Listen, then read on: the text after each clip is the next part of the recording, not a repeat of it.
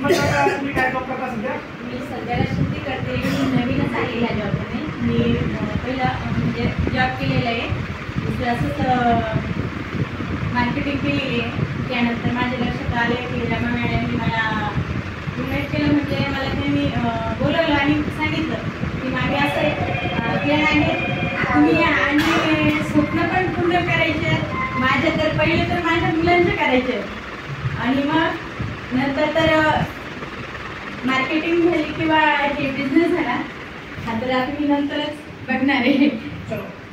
या तुम्हाला एवढा विश्वास आहे ना, म्हणजे कन्सेप्ट तुम्ही बघितलं का? तुम्ही जॉईन झालेले आहे बरोबर? नाही झाले अजून नाही झालेलं. अजून जॉईनिंग नाहीये पण स्वप्न बघताय. अजून काय कन्सेप्ट आहे, काय असा कन्सेप्ट आहे जिथून आपण आपले स्वप्न कंप्लीट करू शकतो असा व्यक्ती आपल्यासोबत डिस्कस करणारे विनायक शिरोळ सर आणि त्याचबरोबर ग्राम सर आहेत जे या इंडस्ट्रीमध्ये भरपूर वर्षापासून आहेत.